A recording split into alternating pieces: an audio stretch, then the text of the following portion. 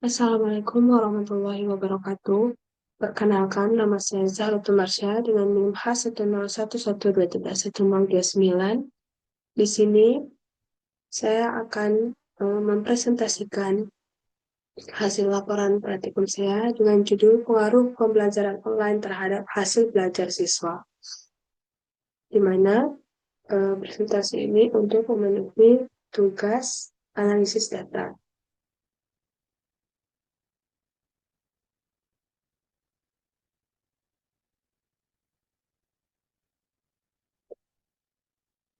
Nah, di era digital, perkembangan teknologi informasi mengubah paradigma pendidikan secara mendasar, mana salah satunya itu dampak pandemi COVID-19 memaksa transisi ke pembelajaran jarak jauh di seluruh dunia.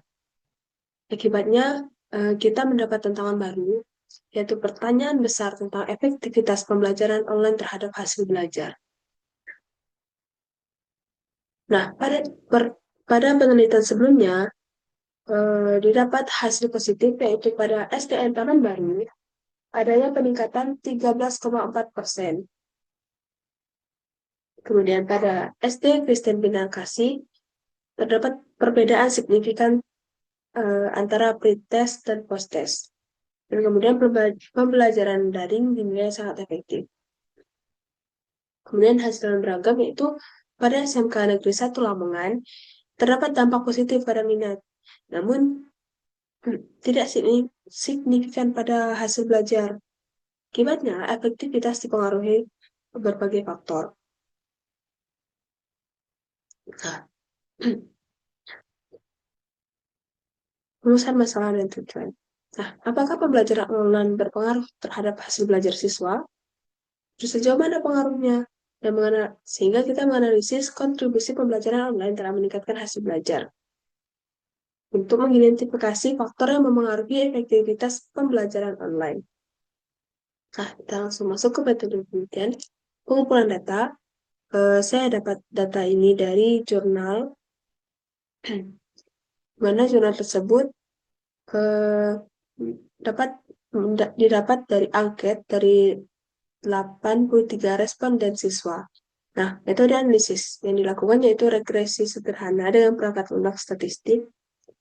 Nah, kemudian variabel X-nya itu pembelajaran online dan variabel Y-nya itu hasil belajar siswa. Nah, di sini saya berikan statistik deskriptifnya, di mana pada variabel X itu medianya 43,53, medianya 40, dan maksimumnya 86, sedangkan pada variabel Y, medianya 28,01, medianya 27, dan maksimumnya 42. Data menunjukkan variabel X memiliki nilai rata-rata dan rentang yang lebih tinggi dibandingkan variabel Y, sehingga mengindikasikan variasi distribusi yang berbeda antara kedua variabel. Nah, kemudian hasil uji signifikansinya yaitu 5,63/20 dengan uji T, yaitu nilai sangat kecil, jauh di bawah alfa 0,05. Sehingga dapat disimpulkan H0 ditolak dan H1 diterima, di mana pembelajaran online berpengaruh signifikan terhadap hasil belajar siswa dengan tingkat keyakinan sangat tinggi.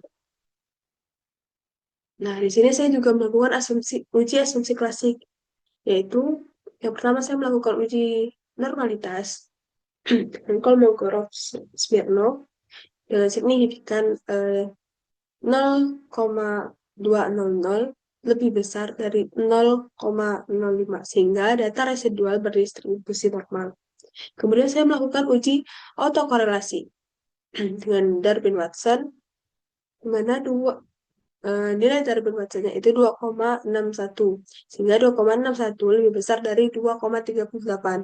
Jika data tersebut terjadi autokorelasi negatif.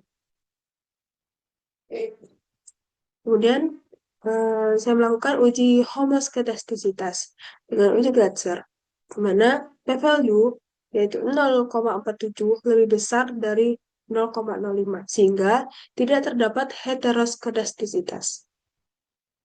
Nah, kemudian sini saya juga berikan koefisien determinasi, di mana 44% variasi dijelaskan bahwa pembelajaran online hasil belajar, menjelaskan hasil belajar. Sedangkan 56%-nya dipengaruhi oleh faktor di luar model seperti motivasi, dukungan orang tua atau yang lainnya. Nah, sehingga multiple R-nya itu yaitu 0,66 menunjukkan hubungan positif dengan keeratan cukup kuat antara pembelajaran online dan hasil belajar siswa. Kesimpulannya, pembelajaran online berpengaruh nyata terhadap hasil belajar siswa, sehingga di mana 44% variasi hasil belajar dapat dijelaskan oleh pembelajaran online, sehingga efektivitas bergantung pada faktor pendukung lain untuk hasil maksimal. Pembelajaran online memberikan kontribusi positif, namun perlu evaluasi dan peningkatan berkelanjutan untuk menjadi alternatif efektif dalam sistem pendidikan. Sekian presentasi dari saya. Mohon maaf apabila ada salah kata. Saya akhiri.